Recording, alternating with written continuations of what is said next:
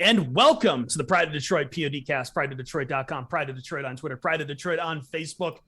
Just got to keep going fast like this. Get it through it like a legal disclaimer at the end of a prescription drug for, I don't know, gout or something. The Pride of Detroit PODcast will cure your gout.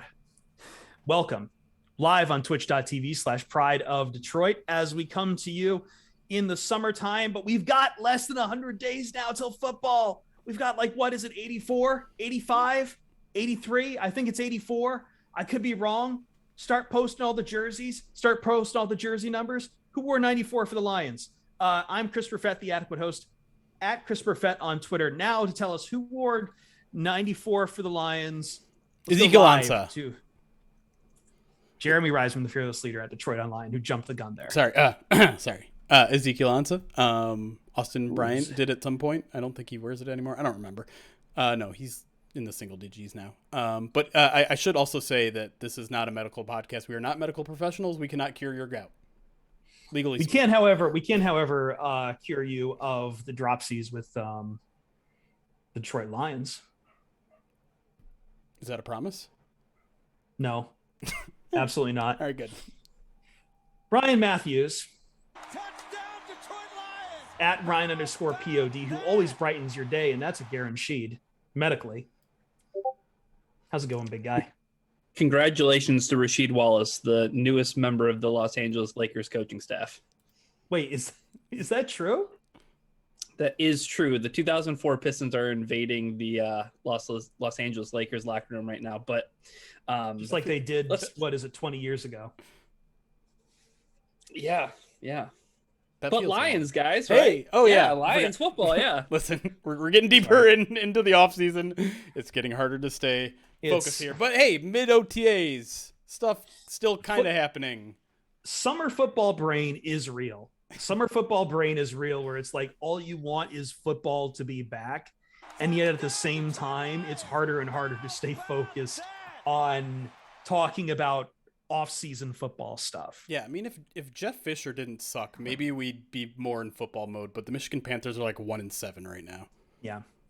And apparently we're hosting the World Cup in the middle of like the winters, so I can't even distract myself with good other football. No such thing, really. Oh, stop it. We do have some storylines to talk about this week, and we'll jump right in. We're on this show. We're going to be talking about play calling. We're going to be talking about Deuce Staley, DeAndre Swift, Jeff Okudah. We've got a mailbag to get to. We have plenty of topics to talk about on the Detroit Lions. So let's just jump right in as we start number, I don't know what this is, episode of the Pride of Detroit podcast. We've been doing this for like 7 years. I stopped counting numbers a very long time ago. Let's start with the big guy himself, Dan Campbell. Dan Campbell is got to talk with everyone today. Last week, excuse me. You can tell my football summer brain is kicking in very badly here. He's still not committal on who's going to call plays. It sounds like he's going to lean towards Ben Johnson. I know he had the quote where it's like, hey, Ben's just got to put up like 84 points in the preseason game, and then I'll hand him the reins. Sure. So let's go, Ben. Let's run up that scoreboard. But I guess there is, like, Jeremy, is there any question that Ben Johnson's going to be the one to call plays here? I don't think there should be, and hold on, I'm waiting for the alarm to go off in our gifted subs alerts really quick because it annoys the YouTube people when they can't hear what I'm actually trying to say. I would say there should not be a question on who's going to be calling plays, but Dan Campbell's really drawing this out, and it's kind of interesting to me. He basically said, like, listen, I haven't even thought about it. I don't really know. I'm not really going to know until we're really close to the season. And I just find that kind of weird. Like, why not commit now? Ben Johnson is obviously integrally involved in developing this offense. He's very confident that he can do it. I know he doesn't have direct experience, but his argument, because Ben Johnson also talked to us last week. Let it happen.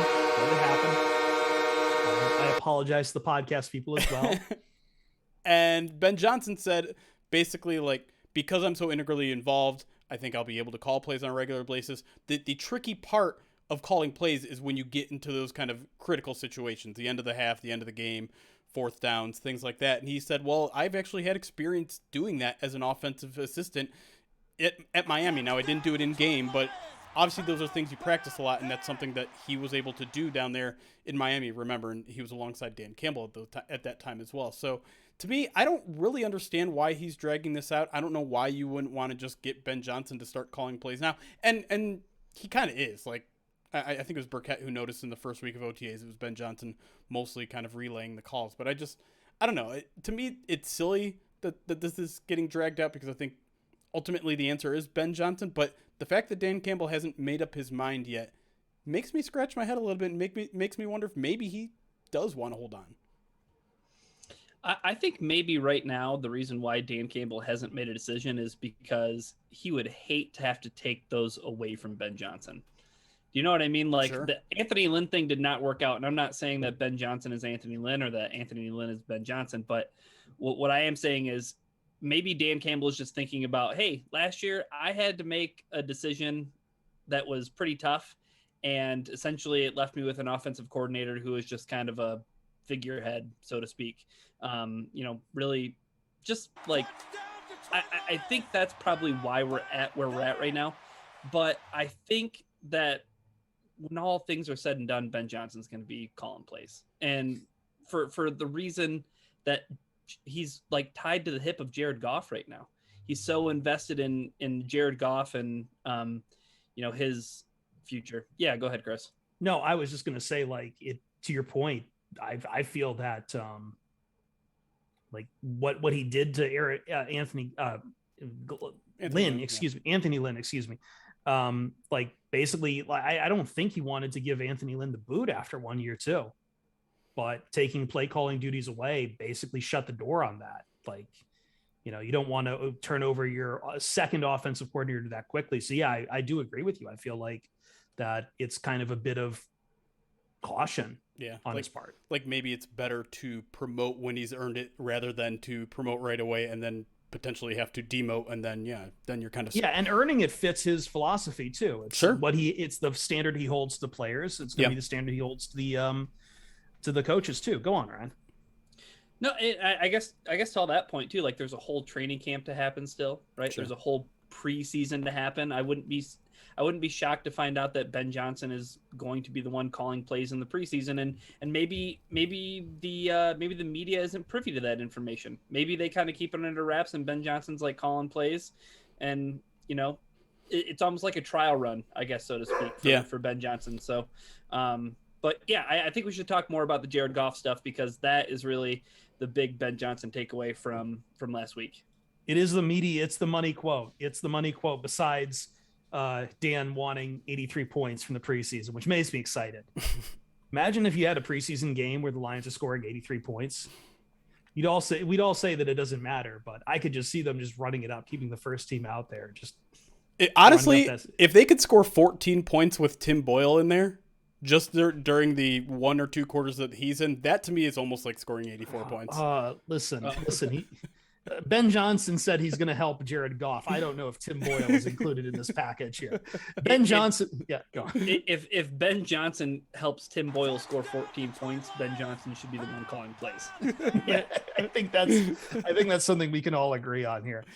Ben Johnson, though, did say, I mean, he is obviously, any coach would say this, but he says he is very confident, ready to call plays. The other thing he said, and again, like, I know we're picking at the bones of these coaches on what they're saying, and maybe that's also into why Dan Campbell's garden, not to give us power here, but we do kind of, every time these guys step up to the mic, we do kind of pick apart their words.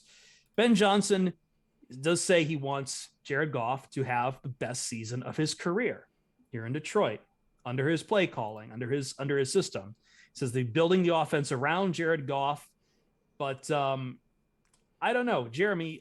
This is obviously, we've talked about this before. I feel like there was some revisionist history that happened with Jared Goff, that everyone just assumes it's like, yeah, once the headset turned off, Jared Goff became it. When the headset turned off between him and McVay, he became a bad quarterback. Right. Like that, he was just this weird sock puppet for Sean McVay to move around, and that's not the case. This guy was drafted first overall for a reason. He had actual talent. He made 2 Pro Bowls, and he didn't do that by tripping over his bleep.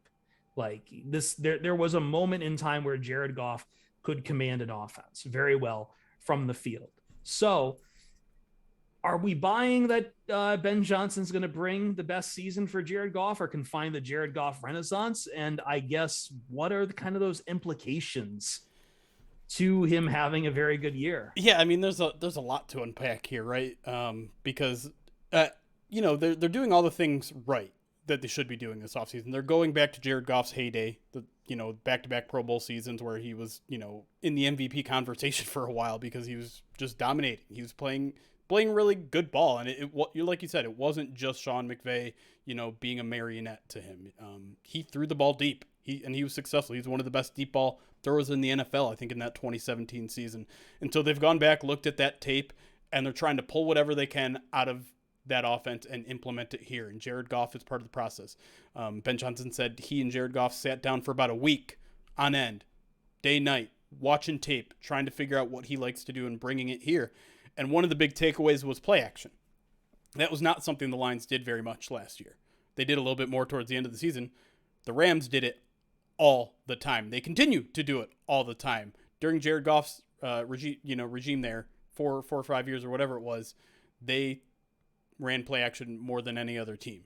The problem is the play action did not stop in 2019 or 2020, but Jared Goff's efficiency did. So the key is finding what changed there, because you can take the play action, but that's not going to fix everything. And so you have to figure out what went wrong after that. You can blame losing Todd Gurley. You can blame Robert Woods leaving or getting injured.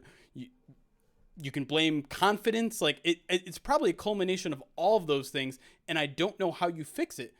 The Lions did one good thing to fix it, and that is get a bunch of weapons around him and build an offensive line in front of him. And so he doesn't have those excuses anymore. So it's just, I guess maybe it's just a matter of building his confidence back and involving him in the play calling, seeing how he improved under this coaching staff in the second half of the season last year. All that's going to help. Maybe being a year away from Sean McVay is going to help. But I don't know. Like, I'm not ready to quite buy in that, like, okay, suddenly we're going to get Los Angeles Rams, Super Bowl contender Jared Goff of 3 years ago, all of a sudden, just because they're implementing more play action. There's more to fixing Jared Goff than just that, but it's a good step in the right direction. And to be clear too, like, play action has helped a lot of, you can be a pretty mediocre quarterback and still thrive very well on play action. People are saying even Kirk Cousins. Drew, I hear this about Drew Lock. It's like, oh, Drew Lock is a good quarterback under play action. Yeah. Like, everyone's good to some degree under play action. Yeah. I think we talked about this on the Spotify Live Q&A that we do on Saturdays, but obviously with where we're at in the offseason, there's a lot of talk about Jared Goff, right? And I think there's a lot of narratives that were at play, especially at the end of Goff's tenure in Los Angeles, right? Like, the story comes out where it almost seems like McVay's throwing Goff under the bus, and Goff is kind of this like island of misfit toy that ends up in the package for Matthew Stafford. And I think that there's a lot to the fact that in 2017 and 2018, Jared Goff had the best running back in the NFL by far on his football team. And that helps fix a lot of things. That helps keep it keeps the, excuse me. Well, it sets up the play action first and foremost when you have that kind of like great running back. Yeah. And I mean, Jeremy can talk about some of the, the statistical data that suggests that there isn't, much of any correlation between having a really good run game and being able to use play action effectively. But I just think that with what Gurley presented as, okay, now they have to keep another guy in the box. Like, they have to have somebody down just because what if Nightcrawler gets the ball? And I think that there's a lot to be said about what the Lions want to do offensively going back to last season, right? Like, I don't think that mindset changes of them wanting to be a power run offense. Yeah. And then they pick and choose where they're going to be throwing the ball from there. I think the huge departure you're going to see from last season's Jared Goff to what we'll see here in 2022 is that average depth of target is going to rise exponentially, because I think that they're really going to try to get away from the dink and dunk stuff, especially the throws close to the line of scrimmage or behind the line of scrimmage. They're going to want to try to get vertical, and they have the guys to do it now. I think that's the one thing that we can say unequivocally is that the Lions have upgraded their wide receiver room. DJ Shark, drafting Jameson Williams whenever he gets back, Josh Reynolds for an entire season. Yep. The Lions are in a much better spot when it comes to the weapons that are around Jared Goff. And that has never been, I think, anybody's quibble, right? I think everybody understands that, or they should understand that if the weapons are around Goff, that he seems to be successful. I think that's why you look at 2017, you look at 2018, and he has those Pro Bowl seasons. But I think that you see the drop off because, one, I mean, hey, maybe McVay was getting figured out a little bit. The Rams were getting away with less stuff. And then two, Todd Gurley, is essentially done after that Super Bowl run. And are you buying in? Are you buying some Jared Goff stock right now? It's pretty low, right? Like I feel like I'm buying low. You're buying the dip. You're buying the dip. Well, the dip was in October. It's a slightly more dip. It's a slightly longer dip. Oh, it was like, it was like Dow Jones, like at beginning of COVID, if I would have bought it on Halloween. Right. Like if I would have bought Jared Goff stock on Halloween, I feel like I'd be a moderately successful guy. But alas, Jeremy, I don't know. Should people buy into Jared Goff? Like, is there anything to that kind of theory? I mean, there's put the guys around him and he'll be successful. Sure. I mean, a little bit.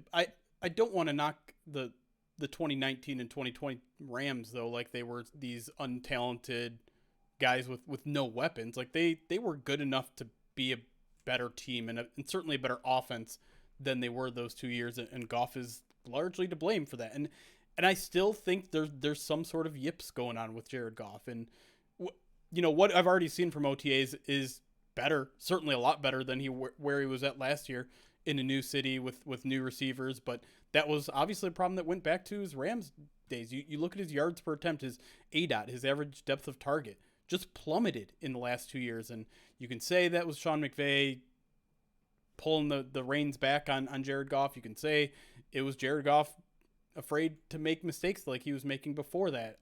You'd mentioned some of the high turnover worthy plays he had in some of those successful years even. But I need to see it. Like I can't take the 4-game sample from the end of last year and just be like, that's him. And that's going to be him going forward. Even though he has better weapons this year around, even though he has a healthy offensive line this time around from the beginning, I need to see it because there is 2.5 years of very bad tape that precedes those 4 games that I'm not just going to wash away because there's a couple new receivers in town. Yeah, and I think what still is in Jared Goff's hands is some of the decision making at the end of the day. Like he's always been sold as being the guy who can command the offense, but to do that, you can't make the mistakes that sometimes Jared Goff makes. I'm not saying he throws, he makes some turnover worthy plays, sure, but it's also when there is pressure. And don't get me wrong, this offensive line right now for the Detroit Lions is incredibly talented. It's one of the more talented lines that Jared Goff has had. But when that pressure comes on, Jared Goff has always responded very poorly to when he is pressured behind the line. And it causes him to do things like make a sack turn into a much larger loss of yards on the sack by trying to backpedal, or he misses, pressure coming off his blind side or something. Like there's ways that Jared Goff has been able that Jared Goff himself is responsible for some of the hiccups that were happening with the offense last year too. And those can't be ignored. And that's on Jared Goff to play better in those regards. If you are going to be a captain of an offense, then you can't make the mistakes that other captains of offenses miss. And I think that's a great way to talk about him, the captain of an offense. It's not a game manager, but you know what I'm talking about. It's not an elite quarterback, but it's someone like, as we've always kind of compared him to, Ryan Tannehill or Jimmy Garoppolo, who you can put them at the helm of an offense, and outside of maybe a very large scale incident that Jimmy Garoppolo caused, Jimmy Garoppolo is usually not one who's going to blow up a game for you. But if you like Jared Goff has to avoid that, you can have some of those now and then, but you can't have those like once or twice a game. You need to limit those to like every other, maybe every third game. Like, yeah, the discussion with Jared Goff moving forward is he the quarterback that you win with or the quarterback you win because of? And that'll always be the determining factor of whether or not he's a guy who belongs in the upper tiers or if he's a guy who's kind of replacement level. Yeah. Because you can find a lot of guys, as you said, Chris, in the NFL that you can win with. Like the Titans had success with Ryan Tannehill. They won't any longer because Malik is going to take that job. But the thing I want to say real quick about the difference in Todd Gurley, right? Because I think that is such a huge thing that you cannot overlook. In 2018, right, Todd Gurley averages 4.9 yards a carry on 256 attempts, 1,251 yards, 17 touchdowns, okay? The following year, 223 attempts, and he averages 3.8 yards a carry. So it's not like they went away from Todd Gurley or they had all of their chips still pushed in on that guy, and he just was not the same football player. Yeah. And I think defenses, they pick up on that. Like they know, like if a guy if he doesn't have the juice that he once had, I think teams are going to key in on that. And the Rams were like, no, like Gurley's healthy, he can still play. And I don't think that can be discredited because I think Jared Goff, for all intents and purposes and for the most part, is a guy that you can win with. But to Chris's point, he's got to clean up the mental mistakes, throwing the ball away on fourth down. True. Yeah. But I want to see it again. I know this is a perfect segue into our next segment where we're going to talk about DeAndre Swift. Yes. But I do want to get one more point in here because I think it's worth reiterating the positive here, which is I think the Lions have done a phenomenal job in this past year to do every possible thing to make Jared Goff comfortable. They got him wide receivers. They praised him like crazy in the offseason to try to get that confidence up. And now they changed offensive coordinators basically mid-season because it wasn't working.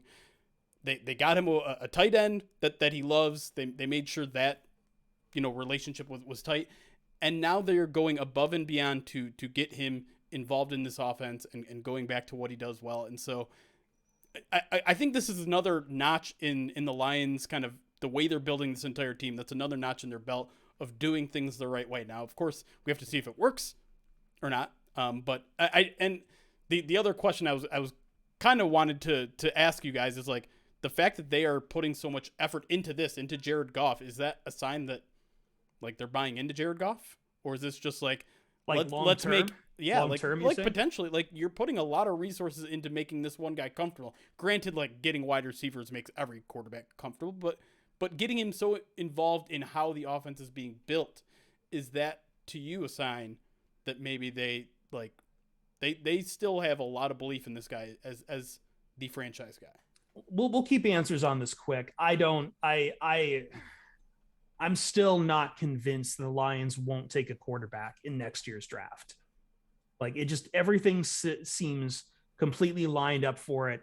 And the level that Goff has to play to prove he's worth long-term, I don't even know if he can just do it with just 1 year too. Like it can't just be a 1 year flash in the pan. Like this is too important of a decision to really leave up to going back to Jared Goff again. So I still don't think they're keeping him from long-term. This offense seems flexible enough. They can throw whoever in there and they'll again, as I said, play action helps a lot of people look very good. I think that Brad Holmes and Dan Campbell have a lot of belief in Jared Goff. And I think that Brad Holmes has a lot of reasons that he should still believe in Jared Goff because he was there for when he was at his best. But at the same point, if you have a quarterback, you don't have to be looking for one. And that's the most important thing that any general manager has to get figured out, is they have to get the quarterback right. And if this is the thing, though, like this is the year for me, if Jared Goff sinks or swims. Mm-hmm. And this is going to be the biggest decision that Brad Holmes is going to have to face, because if it's not definitively, like you said, Chris, if it's not definitively, this is our guy, if we feel like a lot of this season might be flash in the pan, is Brad Holmes going to move on from him? As I've been saying, Jared Goff has no more excuses. No excuses, nowhere to run. Just has to do very well, and even then, that might just help him land another contract somewhere nowhere to run.